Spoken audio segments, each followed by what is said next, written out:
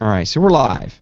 Hey guys, this is Dave with Surface Geeks. I got two guys here with me. Got Joshua on my, I guess he's nope. If I'm pointing, he's right there on my right. Joshua Grzybowski. Yes. And John Wiskowski. I am going to screw this up before the night's over. Guaranteed. John's not saying a word. Well, I was going to make fun of you and say it wouldn't be the first time that you screwed. Please, it wouldn't. It wouldn't. Being nice. I won't call you Darren. How's that? Oh, please, thank you. Okay. Joshua, if you would like, you can go to surfacegeeks.com and click on the live podcast link. If you're watching via YouTube, you can click that as well. Live podcast. There's a chat box. It's free. You don't have to sign up, but you can chat back and forth. You may want to ask Joshua a question about his apps, and you may do that. Oh, somebody's using my nickname. Dang it. Jeez. Pretty sure that's you. Yeah, on a different PC. Hey, guys. All right, so I'm logged into chat. And we have, it's a full chat room tonight. Full chat room. And I see a lot of people I know. I see Kevin Harvell from the Great Arches of St. Louis. Lopta, a lot of folks I know. Skoondoggy. Yoda. I think he's from Texas. Yoda, aren't you from Texas? Yoda from Texas, yes. Mike Howard. Joe Miner still. Jim Collison. Jim was working, and he raced home, and I've got a full room, so Jim will just jump on next week. I know you know that's okay, and I hope that you enjoy the podcast. So, YouTubers, please don't forget, this is a podcast. This is an audio-first medium. If you are watching this video, in order to glean some type of information, short and sweet, it will not be that. It will be 30 minutes to an hour long because it is an audio podcast. We just rebroadcast out here to YouTube to give a little video, live show kind of thing. So, all right? We got that down? Guys, I get yelled at every week. Well, this unboxing was way too long. Like, it was a podcast.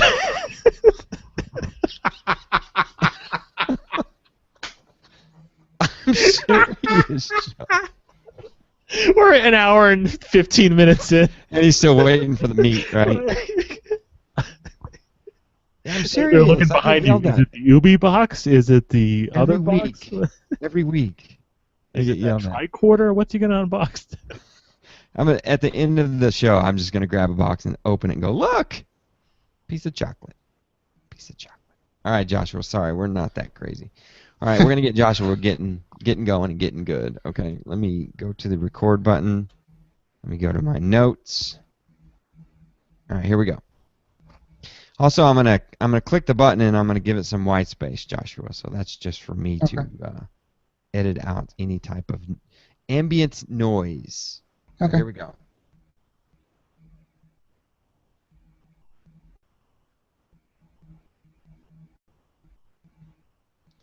This is a Surface Geeks podcast, episode number 86, recorded on March the 4th, 2015. We're talking Windows Phone and some brand new Windows Phone apps. Welcome back to the Surface Geeks podcast. I'm your host, Surface MVP, Mr. David McCabe. Giving Jim the night off tonight. He is, hopefully, someday a Surface MVP. But we're giving him the night off because he is working. But my trusty cohort, Mr. John Wiskowski, joins me tonight. John, how are you doing, sir? Not yet an MVP, but working on it, Dave. Working on it. I know. I keep inviting you back. You never know what could happen. You never know. We're going to get caught up with John on how he's doing with his Surface and his Windows Phone and everything in between. But I've got a special guest for you tonight. I've talked with this gentleman for at least a year, maybe two. This gentleman has even done work for the show. You don't even realize it. He's done artwork for me. And he's a great guy. He's a Windows Phone community dev. And his name is Joshua Grzybowski. How you doing tonight, Joshua? I'm doing good. I tried as best I could to ask both of your names. You did a great job on mine. I'll probably screw it up a little later in the podcast. Just, I'll do it. I promise. Don't I'll worry about promise. it. All right. Again, this is a Surface Geeks podcast. Follow this podcast on Twitter at Surface Geeks. That's just going to give you show notes and broadcasts and stuff. But follow me at McCabe.io. So MCCABEIO. If you're watching on YouTube, you can always head out to surfacegeeks.net. Click on the blog post for this. You'll get all the links, all the things that we're talking about today. And head over to the forums. Click that forums link at the top of the blog, and you'll get even more information. Great group of guys out there. Great community for Surface and Windows Phone and all things Windows, Windows 10, and cool things like that. Come out there and discuss with us. Now, this podcast is sponsored by Clean Stylus. Clean Stylus is for the Surface Pro 3. You're never going to lose track of your Surface Pro 3 pin. So head out to surfacegeeks.net/cleanstylus, and I'll show it to you, and I'll tell you about it a little bit later in the show. So we're going to get going here just a little bit. Okay. Now, I've got Joshua and John, and we're gonna start out. John, you're kind of my co-host here. We have a guest, so let's talk Windows Phone. All right. I love talking Windows Phone, and I still get Joshua. I get razzed about Windows Phone every week, and last week was no different. People email me all the time and point out my mistakes when I talk about Windows Phone. And I granted, I make a lot of mistakes, but Windows Phone people, Android people are like, meh, who cares? Yeah. He called it a LG. It was a Samsung. Who cares? But you do that with a Windows Phone, oh my God. My inbox lights up. Ding, ding, ding, ding, ding, ding, ding. People are like, you idiot. It's this. You said this at exactly 1 minute and 21 seconds. That was wrong. So, God bless you. Please keep the cards and letters coming. But I'm trying the best I can. Now, we love our Windows Phone. And one of the biggest events of the year just happened is Mobile World Congress. And I know, John, you're a big fan. So, before we start into the software with Joshua, give me a little bit of an update on the hardware. Looks like 2 new phones and a little tweak in the way that they name devices. Hopefully we see more of this in the future. So I believe it's a 640 and a 640 XL. Okay, how's that a tweak? Because it's still a number. Well, I think before we would have seen a 640 and a 1340. Okay. Or you know what I mean? Something along those lines. How come it's not like Lumia Icon and Lumia Fluorescent or whatever? No, they're not. They are going to stick to numbers, and I'm curious to see how this changes in the months ahead as we get closer to Windows 10. Mm-hmm. But 2 new devices, a little bit more of a glimpse at Windows 10. Some of the apps, I believe they showed off Office, but just kind of getting people excited.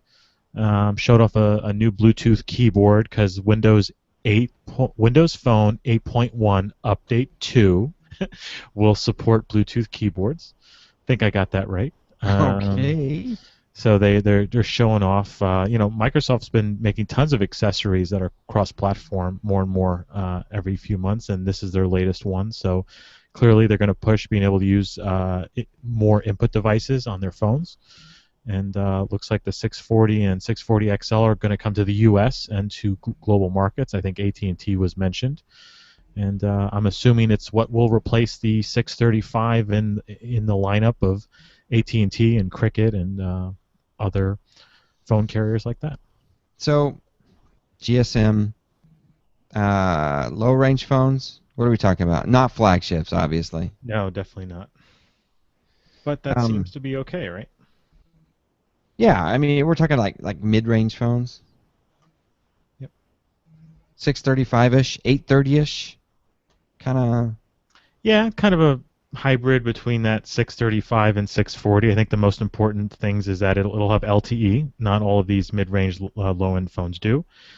And 1 gig of RAM, which I believe is really key. to keep that experience a positive one, especially as you get closer to Windows 10. Of course, there was a lot of work done to support 512 megabytes of RAM, both by Microsoft and by the third-party app developers and the community. In fact, a lot of sites that I go to, they'll put a large little icon next to the download link when the app does support devices with 512 of RAM. Most apps that come out seem to do that today. But it is nice to know that you have a little bit of future-proofing and might see that dreaded resume a few times less throughout the day. Okay.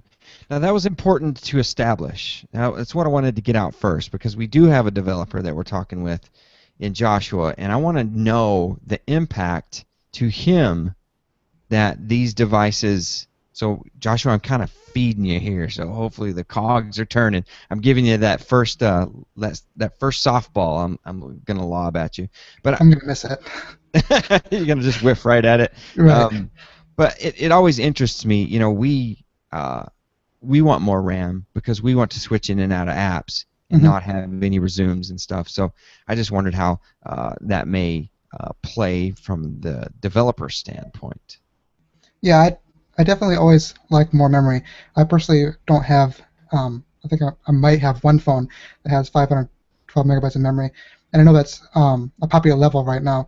But I like the more memory allows me to do smoother animations and have more data loaded without having to have any wait times or anything like that. So I'm always for more memory. All right, absolutely. More memory is mo better. It's definitely more better. All right, so you've got an introduction to Joshua. Let's the phones they just weren't that intriguing to me, John. No, because there's this price point, right? And I guess this will be at a higher price point. I have a feeling they're going to try to push these devices in the U.S. on contract. We'll have to see if that's how it goes. But I think eventually these will be the $150 phone, sort of like that. But, you know, they're looking at price points of $242 and $176. Sorry for those weird figures. I think they had to do some math from the figures presented to them over in Barcelona. But, you know, it's hopefully this just means by the end of the year the primary lineup will all have 1 gigabytes of RAM. They'll all be 5 inches. It looks like we're going to say goodbye to 4.5, 4.7. So we'll have a 5-inch phone, 5.7-inch phone. I'm expecting the next flagship to be 5.5, and we'll have to see where it goes. But yeah, they're just they want to keep the momentum. They don't want to lose any ground or any more ground than they have to in this kind of gap between Windows Phone 8.1 and Windows 10 for phones. You know what I think is so huge for these guys is they made one of their biggest moves with that 520. I mean, clearly, the 520 is what put them out there into that low-end market where they said, hey, we're selling some phones. Granted, it wasn't as many as they wanted to sell, but how are they going to get those guys pushed up into these nicer ones? Because, man, this 635 is so much nicer than the 520. I would probably have to shoot myself if I had to carry the 520. Well, you know, I actually used the 635 as my primary phone for a few days, almost maybe 7 to 10 days. I couldn't have done that with the 520. And it's small things, Dave. You know, like we're talking about the 640 not being a big deal. The screen from the 520 to the 635, screen's a little bit bigger. It's a little bit faster. It's a little bit lighter. The battery's a little bit better, right? So the camera's better. So the 640 is just adding to that, right? So again, not a huge change, but hopefully the experience we've had with the 635 this time 6 months from now or a year from now, if we pick up a 640 for 50 or 100 bucks, we just have the same feeling when it's running Windows 10. Hopefully those guys that are in those 520s and lower end phones will, you know, come back to the store and take a look and say, wow, you know, they've got some improved hardware. I'm going to stay in Windows Phone. I'm in the ecosystem. And hopefully it's not just a stepping stone for them into a cheap, junky Android phone, or, you know, even worse, you know, something with iOS. Yes, I don't think it was talked about much, but the cameras are vastly improved, and I think that's key because that's one of the downsides of going for a lower-end device, right? You're going to give up the camera, but 8 megapixels on the 640, 13 megapixels on the XL. So, and remember, these are Carl Zeiss Optics and Lumia software, or now Microsoft software, right? But it's going to hopefully take some fairly decent pictures. We won't know for a while. March and April are the release dates. Sorry, Dave. No, that's fine. I was just typing something in. I just kind of wondering out loud. I hope that transition is good for folks that have that purchase phones like that. So I'm going to get into Joshua, but I want to introduce you guys to a product that I love. I mean, I love this thing, and you know what? It's making me use my pen more. I'm not a pen guy with my Surface Pro 3. I am not a pen guy. But check this out. This is the Clean Stylus, and it is a little plastic job that just hooks right onto your Surface Pro 3, and it allows you to keep your pen with you at all times. Now, I know you've got your keyboard and you've got this loopy thing right here, but this thing is useless. See what you do with the loopy thing? This is what you do with it. You tear it off and you throw it away. Oh, glad it didn't stick to my TV back there. This Clean Stylus is really cool. It's even if you're not a pen person, I guarantee you keep up with this pen, don't you? You paid enough money for this Surface Pro 3. You're keeping up with this pen, and you won't have to lose the pen ever. It just fits right here, right onto your Surface Pro 3. And I accidentally hit the button, which is going to start OneNote. But this thing is great. I want you to go out to surfacegeeks.net/cleanstylus. Now, if you can't remember that, don't worry about it. Just go out to surfacegeeks.net or .com, whatever you want. There's a banner ad right at the top. Click it.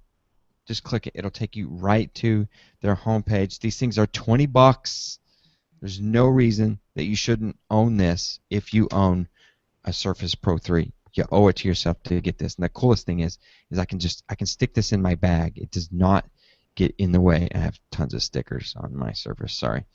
It does not get in the way at all, and it still holds the pen perfectly. And I'm using my pen with OneNote, and I'm enjoying it. So that is something cool that it has enabled me to do, and I think it will enable you as well. surfacegeeks.net/cleanstylus. Get out there. All right, Joshua. Okay.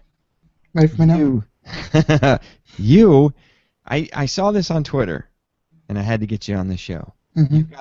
You've got something new coming out, so I'm just going to turn it over to you, and we'll see where it goes. Tell me about.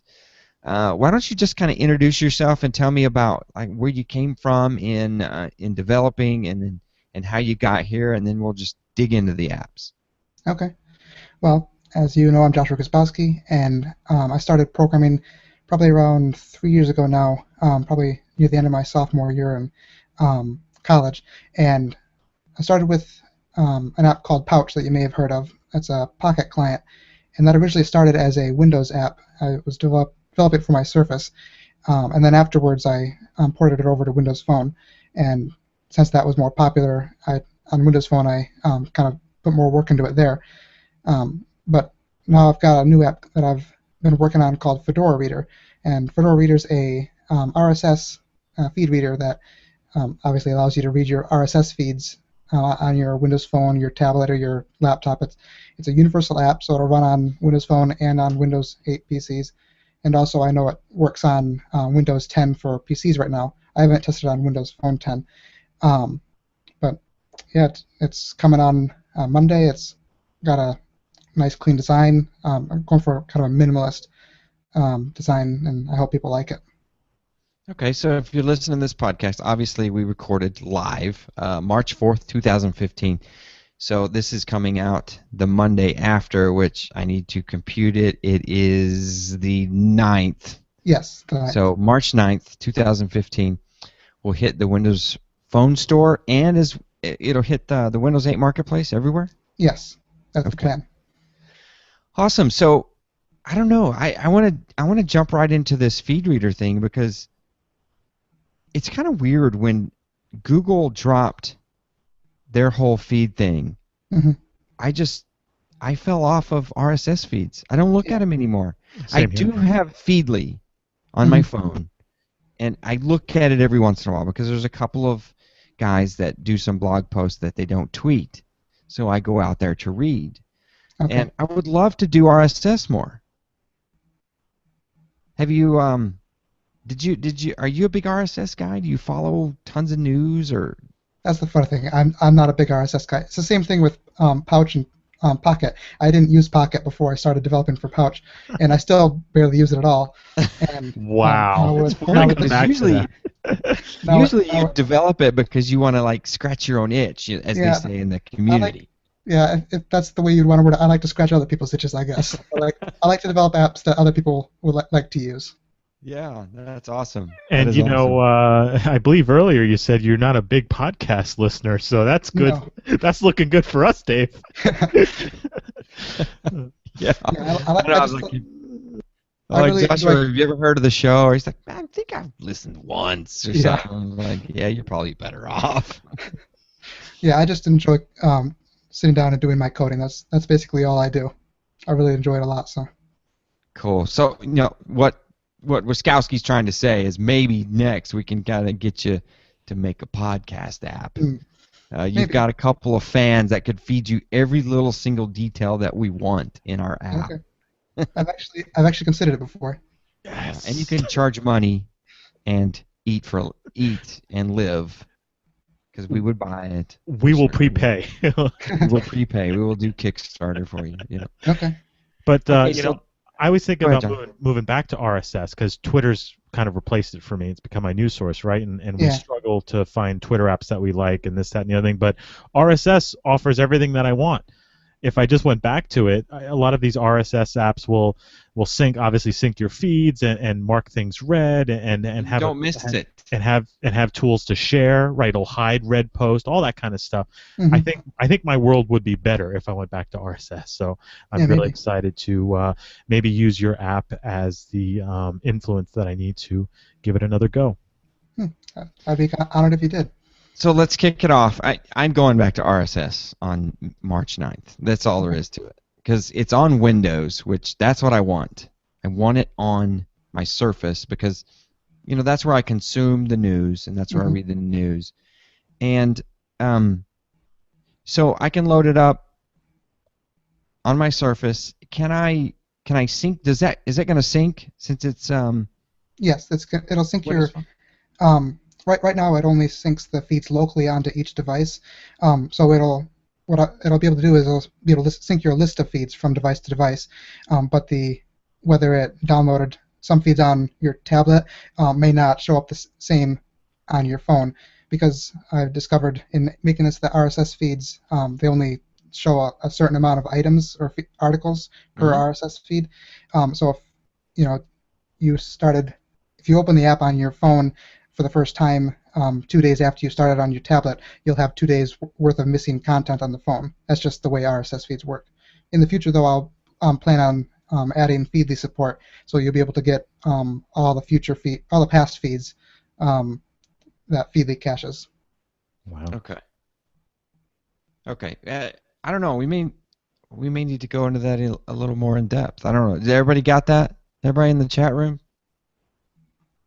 All right. I guess you have to be an RSS geek to really.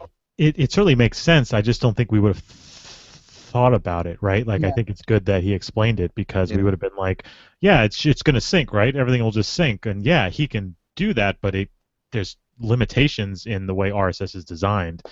That if you use the app on both the phone and the tablet every single day, and you're constantly doing that, yes, in theory you can kind of be in sync.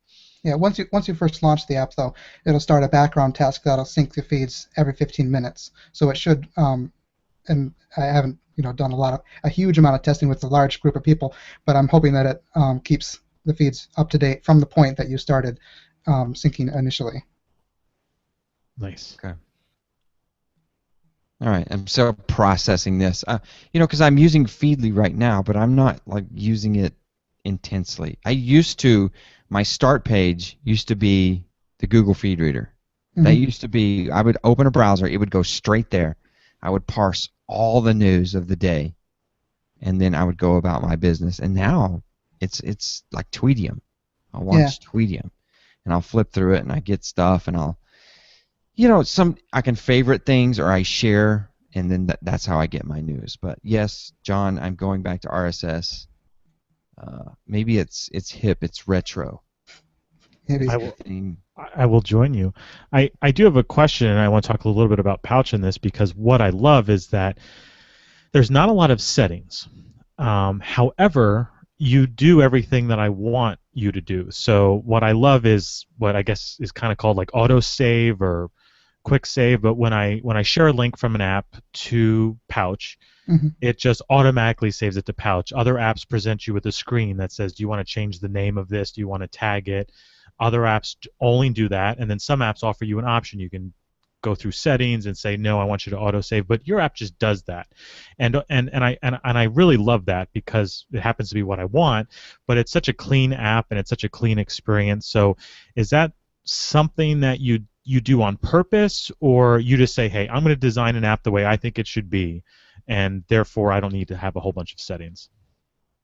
Yeah, basically, when I think about what the app needs, I guess I think a lot about what I would use and how I would use it. And for me, like in that situation, I didn't really want to add a tag to any new articles that I saved or anything like that. I just wanted it to immediately add it and then kick me right back to what I was doing. I didn't want to spend the time doing anything else. I just wanted it to do it and be done and move on. That's awesome, and thank you for doing that. You're welcome. Because for me, I use Tweetium. I just want to go through while I'm at work or doing something else, and I need to quickly save those links to read later, and that is what your app does perfectly. And it's fast because of that. Other apps that do that, you can see that they're designed to actually present you a screen, and the app is stopping at that screen and then kind of just hitting save for you, where your app just takes care of that, and you don't pause, it just moves on, and I really love that feature. Cool.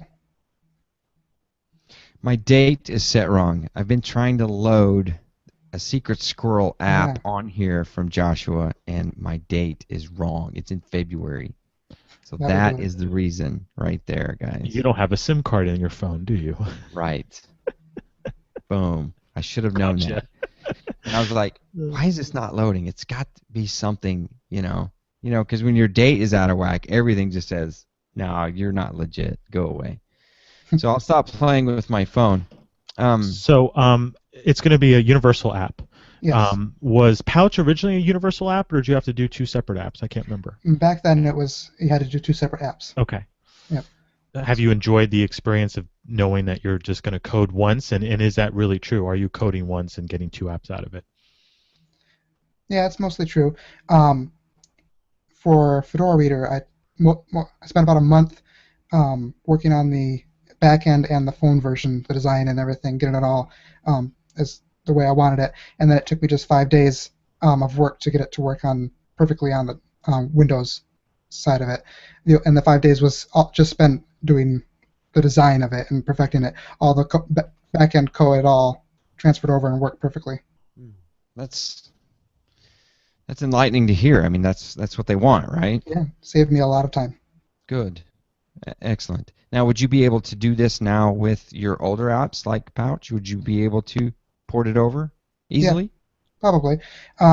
For Pouch, the Windows, I think the Windows version is I think they're two separate apps right now. I'd have to merge the projects or figure out a way to do that. I haven't spent a lot of time in that lately.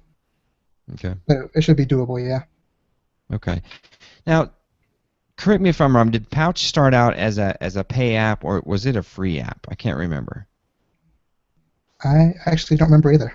I don't either. I thought that I used it for a long time when I was running Windows Phone exclusively, and now I don't remember that. And I looked it back up in the App Store, and it's $1.99, right? Yes. Okay. I don't remember if I started it out as free, but I do know there was a time when I think it was selling it for maybe $2.99 or $3.99, but then I backed it down to $1.99, and that's where it's been at ever since. Okay. So Pouch is a reader for Pocket. Yes. Now, there seems to be a lot of that in the Windows Phone ecosystem. I'm curious to know if you have like gotten blowback from the company itself, Pocket? Have they done anything to circumvent you, you know, doing this app for Windows Phone? Not really. They haven't been completely helpful. Like there's features that their apps can do that my app can't do. They don't allow third-party developers to access certain APIs. And I've asked them if they would offer it, or but no, they haven't Hmm. yet. Do they I even mean, get back to you? they're at this time they're not offering it for third-party developers, but yeah. So They're, they know who you are. Yeah, they're not big into Windows Phone and Windows. I've tried several times asking them about Windows apps and Windows Phone app. I even offered to develop an app for them, but they've turned me down every time. Mm-hmm. That's a shame. You hear that happening more and more, and you don't always know if it's true or not. But come on, if someone's willing to do the legwork for you, and you can just give them a little bit of assistance, I think it'll be curious to see with Spartan, the new browser, right? It's going to support plugins. Mm-hmm. Will Pocket hop on board? Because that's a great place to have an extension for them. Whether they'll leave that up to a third party, or they jump in there themselves, and if they do, does that spur some further development on Windows Phone and the Windows platform itself? Yeah, that'll be interesting to see. So another big question for you, and I know that Microsoft is taking this mentality, and I want to know if kind of you've thought about it, and that's opening up your app to other ecosystems. And would you be interested in doing that for maybe Android or iOS? And would you be able to do that with the tools that Microsoft provides you? I've definitely considered moving my apps to Android or iOS. I haven't looked into their tools recently to help me with that, but I haven't. When I briefly looked into Xamarin, I wasn't impressed with how it all worked. I felt like it would take too much work to get it to work everywhere. But definitely, I've considered it, and I've even considered learning how to program a native app for iOS and Android. It just comes down to time. I really love working with Windows Phone and Windows, and I don't really have the time to learn another one or two platforms. Right. Yeah, I can definitely understand. If they made it easy for you, I can see something like Fedora Reader moving over quite nicely. Now, Yeah, definitely. If they made it easy, Pouch may have some trouble since there's native Pocket Right. clients, and they're pretty darn good over there. Yeah. I have to admit. Okay, so that would be I think it would be kind of cool to have like Fedora Reader on like an Android tablet and being able to, have that with like Surface Pro 3 and your Windows Phone. I think would be awesome as well. Yeah. That would be cool. Do you have is there anything else in the works? I mean, do we get any sneak peeks on anything since we've got you on the podcast? Well, I've got a music app that I'm working on that hopefully will integrate with Xbox Music. I've not sure what the future of their APIs are, so I don't know how deeply I can integrate. But it'd be nice if I can make a full-featured Xbox Music client. And that's pretty much. There's probably another couple ideas I have, but nothing that I've done a lot of work on yet. Now, what motivates you to make a Xbox Music player or client?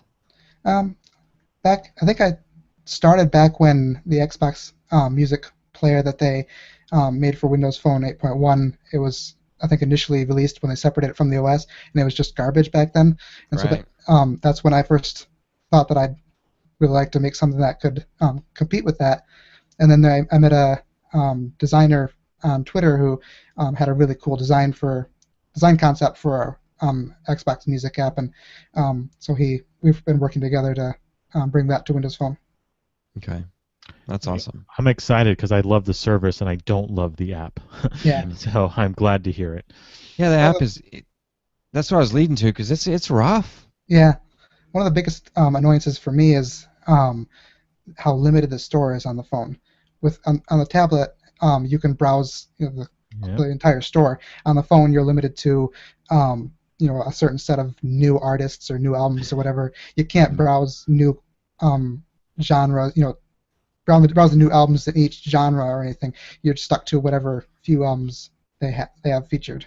Yeah, So that's right. always annoyed me. and you have to swipe between screens, and every screen is different. Like search should be something that's always there, Yeah, and it's not. And sometimes I forget how to get back to it. yeah, So yeah, it's a shame because it's a great service, and they're constantly doing promos with Xbox Music. That's how I got the 635 was through that promo, and it has a great catalog for the most part.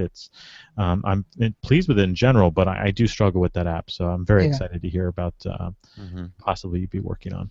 It's the same with they've got that little app called Music Deals, yeah. where you look through the music deals, but if you tap it, it asks you, "Hey, can we launch Xbox Music?" I'm like, man, why didn't you do that to begin with? Right. Why did you ask? Yeah, why did you ask? Put it all in one app, please. Yeah. So, yeah, that's definitely very cool. Yeah. Is there anything holding you back on Fedora Reader? Are you still got code, or did you make a commit? The 1.0 is just waiting for Microsoft to push the button. No, I've got a few more things I got to finish up Okay. before March 9th. I actually set myself set the date and then started posting it to Twitter. Then I thought, what I just commit to here? So I got some coding to do before Monday. And You're, if you could committed. get that out early in the day on the 9th, I'd like to get those retweets seen by as many people as we can. And Mhm. there's something else going on that day. What's going on? There's something going on from our competitors certain- in the West Coast. Certain Certain small fruit little company fruit that's going to company. dominate next week. Right. So Oh, right. So- Yes. Completely forgot about that. We're trying to get you on early. yeah, Yeah. Yeah. Okay. maybe even sneak it out Sunday. I don't know. Whatever you can Yeah. do. Maybe. Sunday. Leak it Sunday night, and that way Monday morning we can pick it up first thing and just start hammering it. Microsoft band style. I'll see what. Yeah. I'll see what I can do. Exactly. Okay, so we've done our duty, John. We can't do any more. We've done our duty. We tried. Well, now I realize why I had somebody on Twitter asking me why I chose the 9th to really fit. Why not sometime in Seriously? the middle of the month? I'm thinking, well, Ninth? why Really? why not on Monday? But now I understand What's wrong why. with Monday? Right. That's funny. It shows how little I pay attention to stuff like that. Right. Is we talking free trial, pay? What kind of app are you launching it as? I'm thinking that I'll probably start it out as free, and then maybe as I add Feedly and maybe other services, I'd charge an in-app purchase to unlock those. I'm not positive yet, but I think for to start out, it'll be free. Okay. I like to keep it ad-free, though. I don't like ads in apps, so I don't like to put ads in apps. Please. Woohoo. Yeah. Yeah. And if even if you had one on there and I liked it even just a little bit, I would pop the $1.99 just to get that ad off because it's a pain in the Okay. butt. Because I know you gotta eat, Right, yeah. You've worked on this for a long time, and we support our devs. So Yeah. Yeah. That's one thing I like about the Windows Phone community. yeah, we don't have any trouble with just throwing down a couple dollars here. Right. Yep.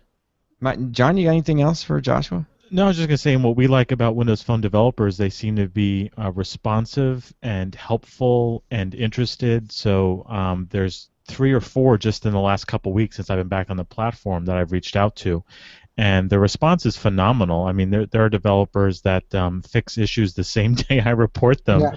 and push out a release, or they ask me questions or they try to help me, and it's just incredible. And I've never seen anything like that on either iOS or on Android. So it's great, and obviously that could change as the volume of emails and tweets and things like that increase as apps become more popular and the platform grows. But thank you for being a star of the Windows community of developers, and please keep up doing what you're doing. Thank you. I will. Absolutely. Great apps, and I expect even greater in the future. So Yeah, I hope so. music app, and of course we love Pouch. I just recently got back into Pocket. I loaded the app again and like, wow, I got a lot of stuff out here. So it's almost like it's not like my daily reader. It's like stuff I kind of want to save, my long reads. That it's like a book. I don't want to like throw it away. You don't buy a book and then read it and then throw it out, right? Yeah. I put it up like behind me, like Yeah. so. Well, as a maybe a hint, I've been considering adding or merging Pouch with Fedora Reader, so adding Pocket to Fedora Reader. Interesting. Yes, please. Yeah, I know other apps. I think Next Gen Reader, they integrate Pocket in the sense that you can save an article directly to Pocket without having to send it to another app. But I'd like to bring your entire saved articles lists to Fedora Reader, so you have all your reading all in one place. Wow. Interesting. I think that would work, John. That sounds great. Cool. Yeah. I would like that on Windows. Okay, that's 2. We'll take that. That's 2. Well, Joshua, you're welcome to stick around. I think we're going to talk some Surface Pro 3. Okay. What phone, before I let you go, what phone are you rocking? I just Monday picked up a Lumia Icon. I've been using a HTC 8X for about 2 years now, and it was time for an upgrade, and I couldn't wait for Microsoft to release another flagship, so I picked up a used Icon. Awesome. That's a huge upgrade. Yeah, it is. My 8X was feeling slow and laggy compared to my brother. My brother has an Icon as well, and so went with that. I've been thinking about picking one up again, like a used. Yeah. I've been monitoring eBay a little bit, and it seems like $200 maybe. Yeah, that's about what I paid. Is the going rate. So I'm thinking, man, it's just $200. I should just do that and get back into the Icon. Camera's great. Yeah. What do you think, John? About you getting an Icon? Yeah. You think I would last? I'm lasting. Yeah. I don't know. It's tricky. I'm having a great time. I Yeah, think it's a great time to be on the Windows Phone platform. Yeah. All right, Joshua, you gonna hang around with us? Yeah, I think I will. Okay, cool. Let's get into some Surface Pro 3. So that answers part of my questions, John. Is A, are you still running Windows Phone, and which one? Yeah, I had a couple issues with the 830. I didn't love it. I liked it, but I didn't love it. Like I love the 635, and I think Tell us. I think people would so benefit I from that. struggled. Look, I'm getting closer to the camera. I'm getting up close and warm with John Wiskowski. I struggled because I went to the Microsoft store and I played around and I debated on a 930, not the Icon because I'm not on Verizon, so the 930. But I would lose LTE here in the States. There's no AT&T compatible 930. Why would you do that? So I couldn't do that because one of my favorite features is the hotspot feature, which I think I shared with everyone. You pair your Windows Phone with your Surface via Bluetooth, and you don't even have to know your hotspot password. It always shows up, and you just select it, and boom, your hotspot's enabled for you. Love that feature. So went to the Microsoft store and played with the HTC One M8, and I've always wanted an HTC phone. Love the build quality, love the hardware. Did not want to spend $669 though, because I would have to go out of contract because I don't have a plan. So I picked one up off eBay. I took a risk, Dave, and took a risk. I went with a super seller, thousands of gold stars or whatever that thing is, and he negotiated the price for me. So I got the same price I paid for the 830. I got the HTC One M8. Okay. Now, what have you done with the 830? Have you I've returned. Did you send it back? Yeah, okay. I returned that. Was both that of these. Amazon? No, that was the B&H photo link for the 830 that we posted last week. That's right. But on eBay, it is used. It was called New Other, but it was used. They say it's a clean IMEI and it was unlocked. I didn't need any of that. I just didn't want to spend too much money. I was obviously comfortable spending about $375, and that's about what I spent. So. Okay. So, you hear a lot about these HTC phones, and they just released, a brand new, Android variant, and it always intrigues me. I look at it, and that's like the absolute latest phone. in the Windows Phone system. It is the highest spec phone. There's not a huge difference between the 800 and the 801, but it does have the Snapdragon 801 processor. So it's clocked slightly higher than the 800. 2 gigs of RAM. This is 10 serious, John. Oh, I'm all in, Dave. You're probing. You realize that. You're probing. I'm in heaven, Dave. You found your spot. Okay, Oh, yeah. tell me. HTC build quality, man. I mean, aluminum and glass, and we used to have phones made of aluminum and glass, and we don't love the software that was on those phones, but we didn't mind the hardware. So I have great hardware. I tend to not go out ever, and I'm always inside, so the ultra-pixel camera is perfect for me. I can take pictures anywhere in my apartment and in my office and in my car, and they're coming out great. Does it have? It has outside issues? Because I mean, that's where Lumia shines.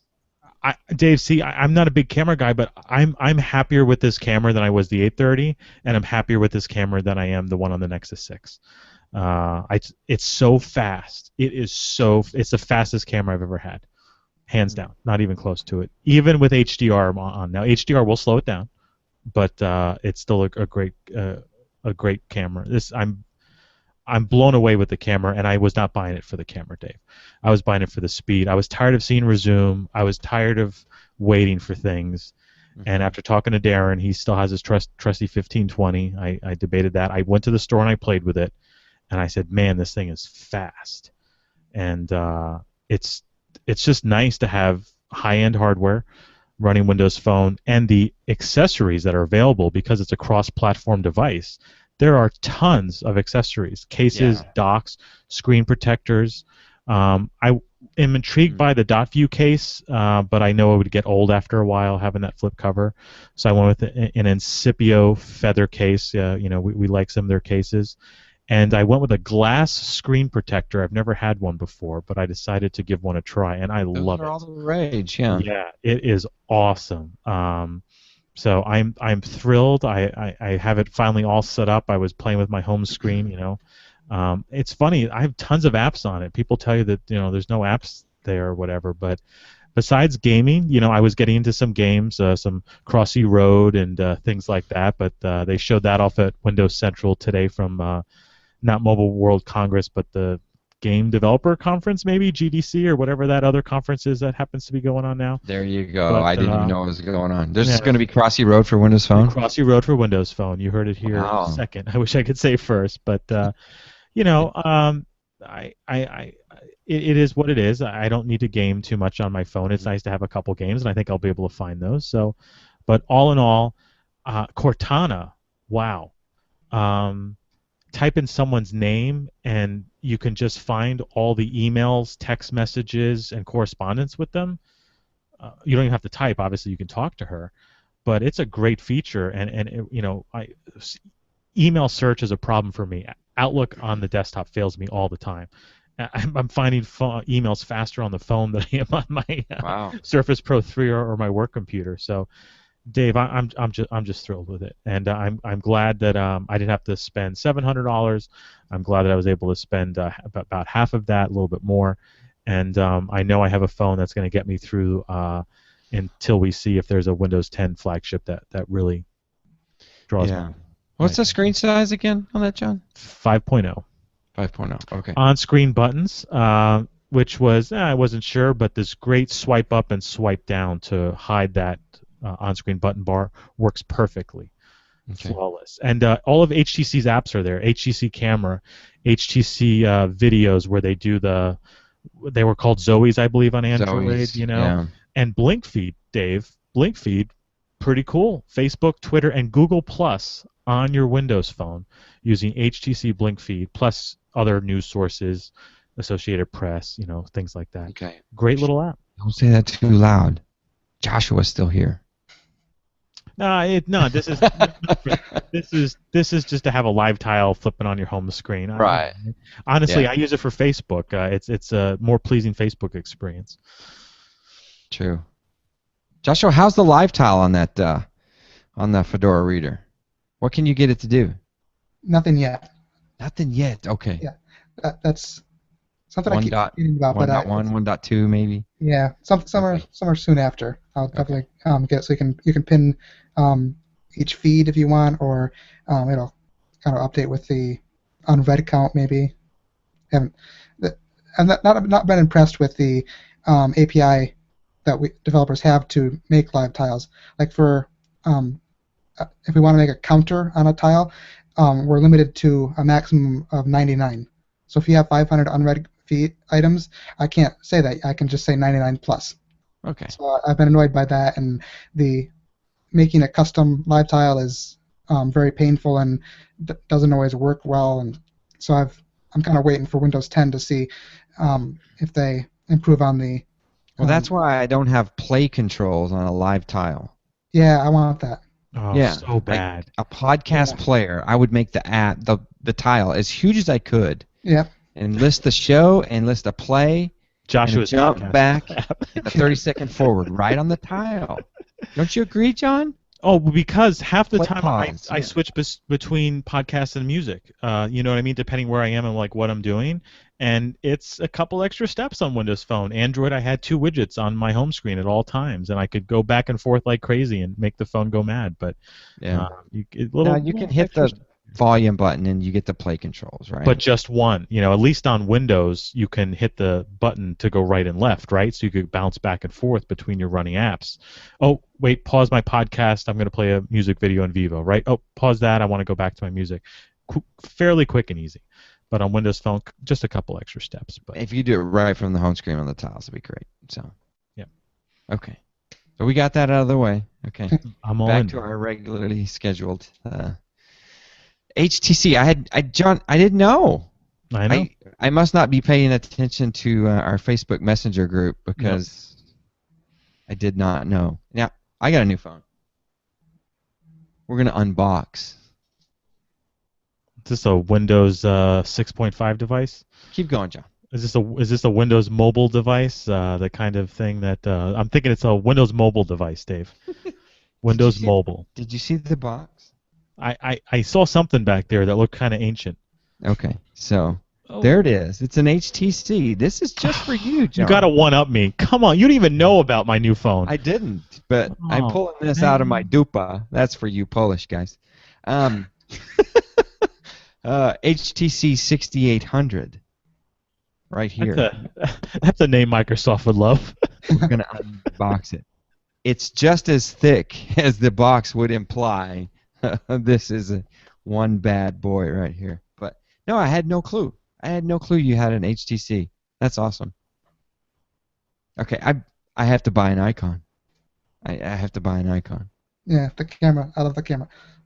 I love the design of the HTC One, but the problem with me was I didn't think the camera would be anywhere near as good as the icon, so I had to go with the icon over the. Sure. And it's not. And I'm not trying to say. Right. Yeah. But for me, coming from the cameras that I'm used to, and for my lifestyle, it's actually I live in the dark, so the one thing the camera does really, really well is low light photos. So. The icon competes with my Sony mirrorless DSLR I have. It's that good, and so. Wow. Okay. Yeah, I had to go with that. But the HTC looks like a great device. It would be my second option. We'll see. We'll see if I can last, John. I don't know. I don't know if I can. I think I'm beyond help. But I may try. I have an if this then that formula set to eBay with very particular items. And so I can turn it on, and if it finds a Lumia icon. Lumia icon between the price of $205 and $301. I'll buy it now at $179. That's local. Email me or text me. Boom. Local pickup preferred. Yeah, that's exactly how detailed that. I just bought a processor, a Core i7 processor from my my other desktop, not my i5 Surface, but. That's cool. But I'm very excited, and honestly, if there is an HTC One M9 for Windows 10, which I hope there will be, versus a Microsoft flagship, but right now I would lean towards the HTC side because I really am happy with the sound quality of the speakers, the headset jack, and the Bluetooth. They all blow away all my previous devices. My car sounds better, my headphones sound better, obviously they do have the best front-facing Yeah, speakers of any phone. that's one thing I loved about the HTC 8X is it had the Beats audio, and that just made it a million times better than any other phone I've ever heard. Like you said, my car sounds so much better. My headphones, everything sounds so much better when I listen to it on that Yeah. phone. It's real. It's not just fake. People might Yeah. not like the Beats brand, but it's Right, yeah. something. Yeah. I'm not into their headphones, but whatever they do on the phone to adjust the audio, it's incredible. That's awesome. That's awesome. All right, John, I'm starting to get jealous. I don't know if I could go HTC. I don't. I would look at their new flagship if they did put it on Windows Phone Sure. in the near future. You're a Lumia guy, so. Yeah, I'm a Lumia guy. I love the camera. I have to have a camera, and honestly, my G3 does pretty good. I mean, it does pretty good. So let's move over to Surface Pro 3. Have you seen the clean stylus, John? Right here. I have, and it may encourage me to start using my stylus more. We were talking about it in the chat room earlier, surfacegeeks.com/live. You must get one. I'll probably plug the chat room on the audio podcast. It goes out later. It's the last thing that we plug. I know. I'm trying here, Dave. I'm trying to do everything. Paid well. You paid well, guys. I better check that chat room. I was playing in my Feedly earlier. You got me all. I'm all jazzed up about RSS now. Like, I know. I'm actually planning. Do I have time tonight to get myself all set up? Yeah. And I looked through there and I got all these old feeds. I'm like, oh, I gotta get rid of this. And why did I follow this? So awesome. Okay, so we'll take the first step on the HTC 6800 unboxing. You really just turned this into an hour-long unboxing intro. Exactly. Look at that. This is for the one guy. Oh, look at that. Quick start guide. Look, actual documentation. Wow. Oh, there is a screen protector. Look at the size of that. Free? So it looks like a postage stamp. Bags. We're getting down. Look at these. Look at this. USB accessories that were never opened. This is the old days guy right here. A dock. Look at that dock. Spare battery dock in the back. Awesome. Now, if only the phone was in here. Here it is. I was going to say. Oh, you're so going to be jealous that your case can't do this. You see that on the back right there? That's a clip. You know what they Look call at that Warren. Was this yours? Yes. That's a holster right there, folks. I still use a case like that. Look at that. With your icon? Yeah. Nice. There she is, right there. Let me show you the magic. So if you're listening on audio, folks, here is the HTC 6800 compared to the 5.7, the 5.5 inch LG G3. It's that 6800 is the size of a pebble. You know, I carried this to CES once and lived on it. I'm going to show you something else that Samsung figured out. Right there. Oh, yeah. That there is called a stylus, kids. They're doing it wrong. They're doing it wrong. Resistive touch. What version of Windows Mobile is that? It was a 6. Or 6? 6, yeah. Okay. I probably paid way too much for this and carried it way too long. This was out in the era of iPhone, if you can believe that. Yeah. This was the competition. Yep. Look at all the accessories in this box. Look at all that. And then if you see up here in my background, there's an actual iPhone in that one. That's real. So that's for you, John. I'm impressed. There's your unboxing, kids. All right, Surface Pro 3, John. How you doing? How is that thing holding up? On it right now. Went to Los Angeles for almost a week with it. Had it at the airport, on the plane, in the hotel. Got to use the type cover. Love the keyboard. Still not a big fan of the trackpad, but it was there when I needed it. Started to become one of those guys that types on the keyboard and touches and taps on the screen. Saw some other Surface Pro 3s out. Airport security asking, answering questions on whether or not that has to be taken out.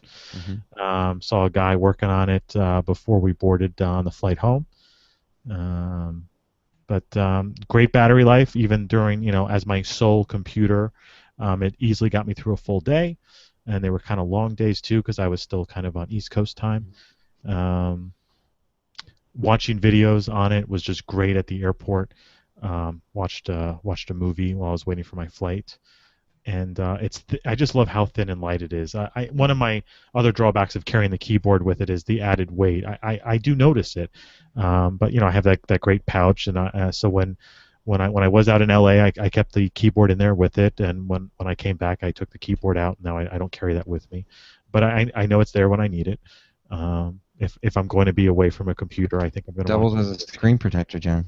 It does. I know that's the one thing I'm kind of bummed at. And all of a sudden, Microsoft's been pushing screen protectors for the Surface Pro 3 on their Twitter feed. So I'm like, ooh, am I going to get a screen protector for my Surface Pro? But so far, I don't think I need one. Here's how you protect the back. Oh. Just throw stickers on it. Oh. I'm that guy. Almost perfectly sized sticker as well. I'm that guy. Actually, this Surface MVP was actually the back flap of Surface 2. And I just took it off. So nice. This is my i3, and I love red. I don't know what color is yours, John. The navy. Okay, the Best Buy blue. No, navy. No, navy. Okay. Everything matches. I have a navy blue Incipio cover and a navy blue keyboard. I have purple and Best Buy blue. I like the purple. Purple's cool. Yeah. Purple is good. I switch out between. Actually, I don't have it over here. My Best Buy blue, I've never taken it out of the case. It's unopened, new in the box. It's a collector's item. It could be. It could be. I need to sell that, obviously. I have issues about buying things. Any regrets, John? After you've seen the new Lenovo? The new Lenovo? Or no, which one is it? HP? Oh, that HP? HP. No, it's yeah. way too heavy. It's a nice device, but it's over 3 pounds, Dave. No, it's almost twice as heavy. Yeah, it matters. It matters, especially when you're lugging it around the show floor at CES or wherever you may find yourself. And I like having a tablet. When I'm at home, it's mainly a tablet. And the advantage is that I bought one device and it's a tablet, but when I need it to be a computer, it is. And that's why I love it. I mean, I like touch windows. I don't want that to go away. Kevin Harvell in the chat says he loves using the Arc mouse, and that's the best thing in the world. I think I got to get one. I don't have it with me, but it's the coolest thing. Yep. And you know how you click it open, mm-hmm. and it does the little bend? Yeah. And when I set this on the table, it hangs from the top of the Surface Pro 3. Granted, the Bluetooth is on. Right. But it's ready to go. Yeah. It's ready to go. It just hangs there. And it's the coolest thing in the world. I think I'm going to get one. I've seen them for like $50-ish, so yeah, and it's Bluetooth. The only other Bluetooth option... I have that wedge mouse, but I'm not a fan. The wedge. Yeah. And there's... You have the Sculpt mouse, Dave. Oh, yeah. No, that's just the touch mouse, I think they call it. I can't recall the exact name. It's a little bitty. Yeah. It's okay. It kind of has the same scroll touchy thing that the Arc mouse has. The Arc mouse just travels so well. You make it flat and it'll fit in that smallest pocket. Yep, it'll fit in my pouch. Yeah. It'll fit in my pouch. Fit in your pouch. Sorry, Joshua. All right. So Surface Pro 4 comes out. You won't have any regrets? I don't know. If it came out next week, okay, maybe. No, but I still don't know what would be different for my use case, right? For what I'm doing, would I notice a speed improvement? And again, I probably wouldn't go all in and buy a $1,500 Surface, right? I'd probably buy the low end or the maybe one step up. So we will have to see. And Dave, I think a lot of my problems was being an early adopter. We all know there were issues with all of the Surface devices that came out that had to be fixed with a firmware update, whether it was Wi-Fi, power. I mean, remember my Surface Pro 2? I'd put it in the case and just put it down for a couple hours. I'd come back to it, it would be dead. I don't want to go through that again. So I think even if I was compelled with the Surface Pro 4, I should really be careful, and let it come out and let other users get it and let Microsoft get some feedback and let's get some drivers updates and some firmware updates and some patches. I keep telling myself in the back of my head, so Microsoft could blow my mind with something new, but we'll see. I think they will. I don't think that they're going to have the learning curve issue on Surface Pro 3, on Surface Pro 4 as they did on 3. Especially if it's the same form factor, right, Dave? Just new internals? Oh, absolutely. Yeah. Because I think it's the internals that they wanted in the first place, right? Yeah. So I don't think there's going to be startup issues. I think Surface Pro 4 is going to blow our minds, honestly. And I haven't seen it. I have no clue about it. I know less about it than probably the mainstream press, being a Surface MVP. But you're excited. And you're still thinking sooner rather than later, right, Dave? Man, that's where my money would be. All right. I'm still saying June. I'm going to stick with it. Okay. With Windows 10. And I have no clue. I have no clue on it. Okay. And in saying that, Windows 10, I have the Core i5. I can't show it to you because I'm looking at it. It's driving these two screens over here as well. I pulled Windows 10 off of it. It was driving me nuts. There's a point where I can look at new things, but there's a point at where I have to work, and I probably should have put it on something else, but I put it on my i5, and I need to work with this thing. So, bummer. And I did the cool thing with Surface is you can go online to Microsoft, you throw in your serial number, they'll let you download the actual package that goes on the Surface Pro 3. It includes all of Windows, all the drivers, and it includes everything needed to remake your USB stick to recovery. It's all there. Oh, and interesting. I didn't see that. I saw that if you wanted to do a clean install of Windows 10, there's a driver pack that you can get. That is all the drivers in one zip, basically. So you don't have to go hunt and peck. But so no, I'm talking about reverting. Just to go back. Rolling back to 8.1. So if I lose my recovery stick, I can still be okay if I have another machine handy. Absolutely. Awesome, Dave. Absolutely. And in fact, I would. I have the link somewhere in one of our podcasts. I would say just go get it. Just go get it now. Don't even make it an option. I went into I need to put the steps down. It's quite a lengthy process that I do when I wipe these things. I do not start in Windows like recovery. I just turn the thing off, do the startup, do the recovery. I mean, you're seeing the BIOS flash in front of you. Mm-hmm. Do this, and then you have your USB stick in there, and you just say go. Yeah. I've had to go to the command line and manually wipe out the partitions. There you go. That's exactly what you're supposed to do. Running disk part. Yep, I didn't want to get that technical. Yeah. I've had to do it because of issues I've had with some third-party devices, but yeah. Yeah, absolutely. That's the only way to go. And you put that disk image on there that was designed for it, and bam, I'm back up and running. 8.1, I couldn't be happier. I was like, oh my God, it's back. Thank you.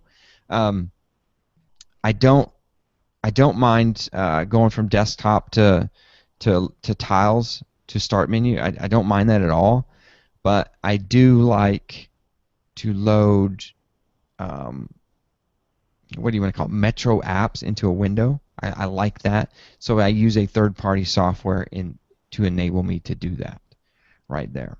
So I do that. Cuss and scream. That's what I do.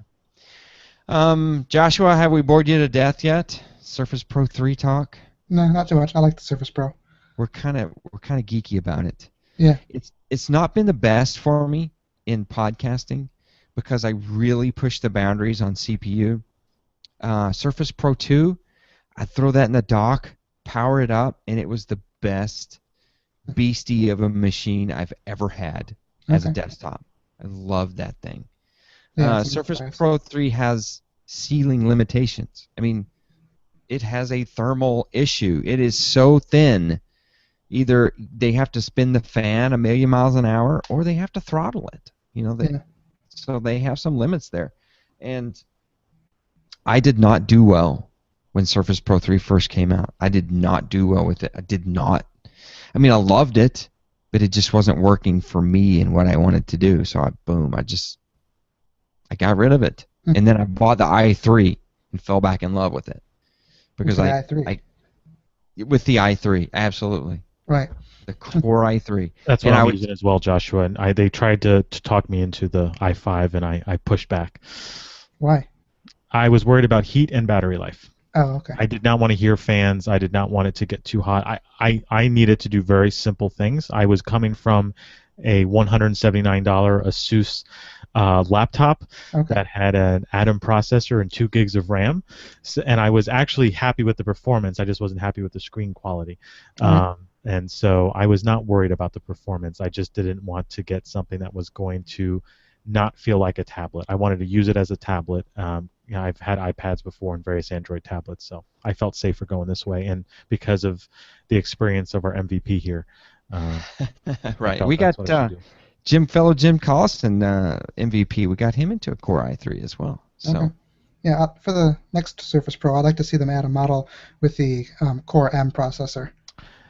That's what's rumored, and I would be very interested in that. That would be the model. I'm assuming there'll be a Core M model and then a few iSeries models. Yeah, so I would probably be interested I'd probably be interested in the Core M model. And I think I've talked about this with my brother. They should get rid of obviously for the Surface 2, they should upgrade that and make it a Core M processor or an Atom, I guess, if they wanted to. But then I really think they need to get a Surface Mini as well. I'm having trouble. With the small. I have a Toshiba right here, and I have an HP Stream 7 behind me. Those are low-end, slow devices. They are. Now the Stream is a lot better. The Stream is really pretty good, and I still have trouble finding things to do with it. Okay. I don't know what I would do with it, honestly. Yeah.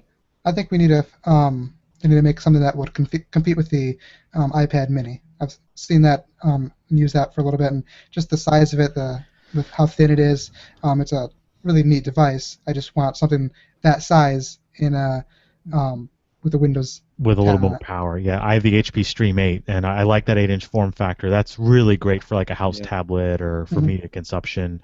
For your apps especially, it's perfect for. There's the 7 with the iPad Mini behind it. Okay. So yeah, the 8. What's the thickness on the 7? They're thick devices. It's pretty thick. It feels like I compare it to an Amazon tablet. It's my thick. HP Stream 8 feels heavier than my Surface Pro 3, just because it's so dense and bulky. I really like this device. I have trouble finding things to do with it. Well, next Monday when Fedora Beta comes out, you can use it on there. It works really well on that size screen. I would love to use it on that. I mean, this thing's gorgeous. I mean, it really is. I love this thing. But again, my issue is I have the iPad Mini, which is going to go away. This is going to turn into a studio camera right here. Okay. This is a studio camera. A viewfinder. I'm trying to wean myself off of Boom Beach. There's a game that I like to play, and I'm trying to wean myself off of it. Poor Dave. He's like, listen, there's just this one game. There's this one habit that I have, okay? One game. It's my habit. So, and I don't know if people are getting sick of that, but I have an 8-inch tablet right here, and this is my go-to, my travel. It's LTE. Okay.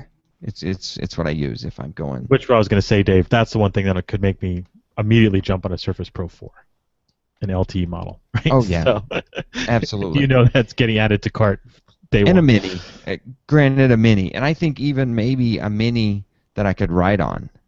I think I would. It has to have a pen. Yeah. I don't think they're going to do it without a pen. I think HP and others can do that. Cool. Yeah, but they're not going to do that. Especially now since I've got the clean stylus and I have my pen with me all the time on my Surface Pro 3. I'm starting to write with it. It was the same thing about strapping on the Microsoft Band. I'm like, maybe I'll count my steps, see if I can burn some calories. 20 pounds later, I'm like, that worked. Nice. So it does. You put the pen next to you, you use it. Right. I thought it was awesome. So now I've got all these tablets everywhere. Well, I got too many devices. I got my main programming machine is a big 15-inch ThinkPad laptop, and then I have a Yoga 3 Pro. That's really nice, but it's just the keyboard is not great for programming on, so I don't use it all that much. Then I have a ThinkPad Helix, which is also nice, but again, not for my use, not for programming on, and I have a Surface 2. Okay. Wow, it's interesting selection of items. That Helix is an interesting. Yeah, I've looked at that quite a few times. That's And actually it's- a loaner from Lenovo. Wow. I'm a Lenovo insider, so they occasionally give me Lenovos to try out. Oh, had we known that, other topics of discussion would have been brought. We'll save that for another day. Podcast. Okay. Yeah. So yeah, I'm still rocking the RT. I have a Surface 2, and I'm keeping those forever. I've looked at the trade-in prices. Yeah. I'm keeping them forever. I've got a touch $32. keyboard. I've got a type keyboard. I'm keeping them. I thought about selling the Surface 2, but whenever I go and look, there's not enough money to. Yeah. You can't pay me enough We're to get gonna rid of sell it for $100. It's like it's a nice device. It's not the best thing out there, but it's great for what it does, and I'm not going to sell it for $100 or $150.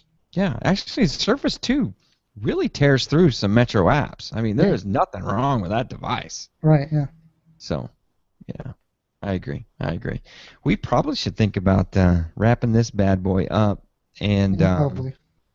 I would tell you, head out to surfacegeeks.net/cleanstylus, and that'll take you exactly to the page where you can buy this thing. You can pick your color. You don't have to get black.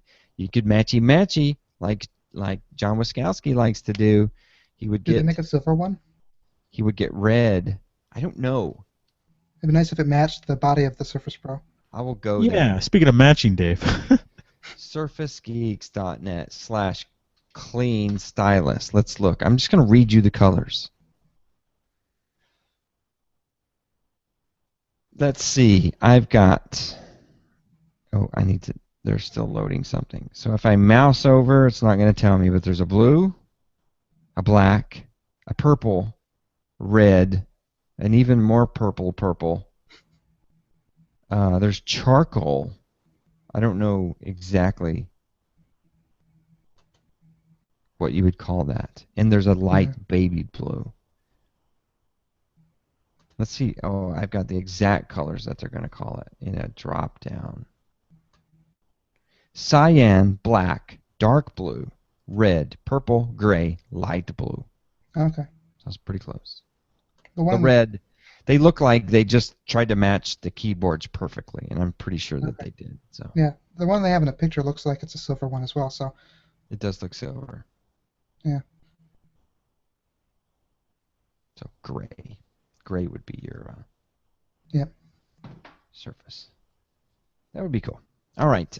Again, Joshua, thank you very much for coming out. I wish you the best of luck with Fedora Reader, and I think you've gotten us back onto RSS, and I'll throw that out there next podcast to make sure everybody remembers Okay. to go out and pick up Fedora Reader, and maybe we can even help you with some constructive feedback Yeah, definitely. Always on like that. how to get that thing running and rolling. I love that it's universal. I think that's what I'm going to like the most, because I can have it on my desktop. Yep. Back into RSS. John? You surprised me. You're still on Windows Phone. Still on Windows Phone. I knew you'd have the Surface Pro 3. I wasn't scared about that. Just didn't know how much of a investment you were going to make into this Windows Phone thing. You've bested me. You've bested me. Sorry, Dave. It's okay. I like it. One Android user at a time. Hey guys in the chat room, thanks for coming out and hanging out with us. I appreciate you doing that. Listen on audio. You'd like to see a video of this podcast, youtube.com/surfacegeeks, or just head out to surfacegeeks.com. You can get all the show notes, everything that we've done and talked about. I'll give links to you. Make sure you follow me on Twitter, McCabe.io. That's my personal account, and I will let you know when Fedora Reader hits the App Store, because I know that that Joshua will let me know. I'm going to set the phone on the proper time, and I'm going to try to download the Secret Squirrel beta that I have been privy to. So I can't wait to try that out. All right, for Joshua, for John, I'm your host, David McCabe. This has been Surface Geeks. Thanks for listening. Good night. Thanks, guys. Chat room, you guys were just killing it. I think it was Jim. Jim just jumped in there, and he's just taken over. Chat, chat, chat, chat, chat, chat, chat.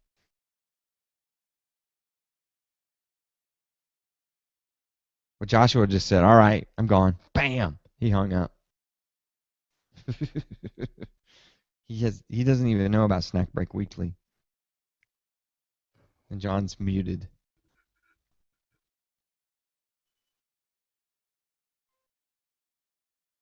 Hello? Hello? Hello, can you hear me? Hello? Yeah, you can hear me now. Huh? You can hear me. What? No, I can't. No, you can. No, really, I can't. I can't hear you. Fuck you. Good lip reader. Yeah. Can you hear me out there? Good, you can hear me. No, no, I can't hear you. What am I saying? What? Skype? Huh? Good show. Yeah. I like talking to a developer. Is this the same PC? Paste. Yeah, go. Dude, Chrome has to tell you when you quit Chrome if you're in an active Hangouts call. It has to say something. Thank you, Kevin. Oh, it must be time to hang up. My TV is turned off. Power's down. Yeah, powered off. HDMI 4. Here comes Jim. Ah, hey! Little snack break weekly with our friend Jim. I got to Nice. jump in for some snacks. Jim made cookies. That Actually, would also be joined holding up a tray of cookies. Bring I them. was walking up the stairs just a second ago. My daughter had some cookies in her hand, and I went, "Cookies?" And she said, "No." Yeah. I was like, "Wow, a little For you. aggressive with your cookies." Man. This is just all right. What are we having for snacks tonight? I don't know. I got a piece of carrot cake in the fridge just calling my name. I have to go for it. Big, thick wedge of icing on top of it. Yep, yeah. Oh, that sounds good. I know. Does sound good. Actually, I'm not counting calories anymore. The hell with that. Let's have some cake. Just gonna put that weight back on. Yep. Actually, I'm not even trying anymore, and I'm just staying at 176. Yeah, if you get your calorie intake right, you don't have to work too hard at it. You don't need to Drop. lose any more weight, though, Dave. I You know. dropped 20. No, I would love to drop some more. I could do At it. 176? Yeah. What's wrong with dropping another 10? Being a lean, mean, fighting podcast. You actually want to turn that into muscle, so you actually don't want to lose any weight, really, right? Yeah. So I'll lose, You put on a the couple fatty pounds. Yeah. and then put it on in pure mush. I did since January. I'm on a goal to do 20,000 push-ups this year, so 20,150 for 2015. And my push-up score went from, because we have a trainer at work, and they so we do physical assessments once a quarter, and my push-ups went from 40 in a minute back in December to 51 in a minute just by doing. I do 100 push-ups like every 2 days on, 1 day off, and it just that's 6 minutes worth of push-ups to do it that way. 6 minutes a day, jumped up by 11 in the assessment. That's pretty good. I probably couldn't do 6 in 10,000 minutes. Look at Jim, all muscular. Look at those pectorals showing through. The Hulk over here. Just doing what I can to stay fit. Got to put a green shirt on next time. Or... Maybe a little tighter one, even tighter than this one. Yeah. Slim fit. Figure out a That's reason all to you can take buy the now in the shirt store. off. I gotta Hey, hold on. shirt Let me. real quick. show you how I take apart my Surface. He broke it, folks. He broke it. That's awesome. Oh, did you hear it snap back in? Just like, Oh, love that snap. oh, hold on. What's that sound? Hold on, just a second. Look at him, his clean stylus. God is sporting a clean stylus, kids. Now I feel bad. I'm left out here. I gotta go. I gotta get one. I'm gonna get one right now. There. Support It's the a great. sponsor. Here's the best part about it, right? When you've got the the thing down here, the loop, it always gets stuck in that loop. In this, you just boom. You can't one-hand that loop. Did you see me, or did you see the ad, no, you Jim? can't. I just ripped it off and threw it. Yeah, I did the same. It used to be right there, and when I saw you do it, Dave, I'm like, screw it. I just turn it off. So, tore it off, and that's the best part, man. It just the stylus just pops off, and then when you're done, just pop that thing back on. Yeah. See, you're not even using the clippy. See, it's got this. It's got a little detent. That's like extra So you safety. can slide it in. Yeah. Yeah, but I you don't have want to. You just no. No, pop. he wants quick access. Yeah, boom. Just boom. Johnny on the spot with Boom. his Popping one it note. off. Boom. Oh, hold on. Like this. Boom. Pop See it, click boom. it. Pop it, click it. That's the new workout. Brought to you by Clean Stylus in one note. Brought to you by Clean Stylus. These guys are great. That's a good. I haven't even used the sticky, Good so company. the thing just, you got that little sticker right there. It's kind of right nice to know you don't have to use Yeah. that if you don't No, want to. sticks right on there. I haven't used my That's sticky awesome. either. Yeah. Yeah, it'll come off in the, I've got a sleeve that it goes into, and every once in a while it'll pop off in the sleeve, but I prefer not to stick it right to it. I don't have a bunch of crappy stickers on the back of mine, so Yeah. I don't know who would tarnish a beautiful work of art, an award-winning design. This is all company stickers right here. I like Crap. the blue one in the upper right hand corner is pretty good. Yeah. I should do that. Nah, I'm not gonna. I love seeing this. Time since last charge, 15 hours, 9 minutes. Estimated time remaining, 10 hours, 18 minutes. Really? Let me see it, John. Oh, yeah. Wow. Let me. Put the I had to get a focus on case it. because this bad boy is slippery. Yeah, it's like, whoa! I love Yeah. it to death, but I said, That's no, what I they will said. drop the phone. I will definitely drop The it. G3 is a slippery bar of soap as Yeah. well. This has just the right amount of grip. All are. Hey, John, I want to show you something. Plus, I tend to type better if there's a little bit more of a bezel between the size of. I've showed John before. I've got this Surface Mini. Oh yeah.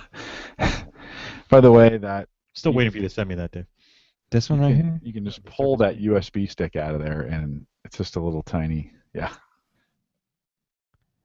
Dun, dun, dun. These are not in the wild, John Wiskowski. You I know. cannot get these. I know. One day I have to make a Knowing someone's pilgrimage special. to the homeland. You have to be very, very special. This is my. You know, we are still live. Just I know. where you start People sharing. people get cool stuff after the show's over. This Oh, is the after show. I know. I'm not used to you opening up like this. On the, This is my CES bag of tricks, USB keys, and Right. my OTG You cables. got all kinds of stuff. What's that blue card? Is that one of the USB stick credit card Yeah. things? Yeah, let's look at it. That is Manufacturer is from China. Safe Family, oursafefamily.com. Oh, yeah. So look at that. Woof. Ooh. Woof. Actually, no one else can see it because I've got the camera on you. You guys saw it. Woof. Oh. I don't like these. Yeah. I like the new ones that actually are USB chargers. You know, they're actually little mini batteries. That's not too bad. No, it's either trinket or go home. Dish network. I picked up this was a clearance one at Oh, what's Jim, that store that just went out. Everything of Jim stock? has is a value. No, it's not. What is it? Radio Shack. Right. Radio Smack. Yeah. The Shack. Yes. 16 gig at the Shack. Cruiser. How much, Jim? How much? $5. Nice. I got a 64 gigabyte micro SD on Amazon where they were doing the special for my phone. So it's like $20 or something. $23. Yeah, I need to get 64 one. gigabyte. We got Because I tons have of one on my those. Surface. Cruisers. My phone. Lexars right there. Nice. There's another one. You could actually review computers and tablets, Dave, with all that, because you could be like, yeah, I tested it with like 8 different USB sticks, 10 different micro SD cards. Exactly. Exactly. It worked on every one, or it had 80% Oh, success rate. keychain from AMD. Oh, look at this. It's a keychain to put this in here. Ooh. Like that. A little bling, Dave. A little bling. Look at that. Talk about a loop. Talk about a Milanese loop. Yeah. Well, you just hang in there, John. Maybe someday. Hey, all I'm thinking about is how we make Monday Fedora Reader Day. How we get that hashtag trending. Can we get that We trending? could do it for about 5 minutes on Monday if we get up early enough. Maybe. Maybe. I don't know. Monday is going to be insane because Tough there's time slot. opinions coming out of the woodwork about what was announced, what wasn't announced, what was told, what was told. If it's the watch, then forget about the week. Well, it's definitely going to be the watch, but it's going to be commentary out of the woodwork because, they've pre-announced it, right? So do they have everything they pre-announced plus more, or has there been some changes to the product line based on some rumors? No health, or I could see that sport watch being delayed to the holidays. I'm openly calling that. That's my thought, and I believe the Apple Watch itself will be the primary star. You might see limited availability of the edition models and delayed availability of the sport model. Yeah, and literally they only have like 2 more months until WWDC, so they've got that big stage. They don't have to do very much. And WWDC is going to be big because I think they're going to want all of their users to start testing iOS 9 and macOS 10. Oh God, is it 11, 12? What am I going to be up to? I'm on 10, so yeah, 10, 11, and 9. I'm on the big wave. What's the big wave? 10.9.5. Mavericks, baby. Mavericks. 2.7 gigahertz Intel Core i5, 16 gigs of 1333 megahertz DDR3 RAM. That's my foray into the Mac world. I'll see that, and I'll raise you a 2.6 gigahertz Intel Core i7, 16 gigabyte, 1600 megahertz DDR3 RAM.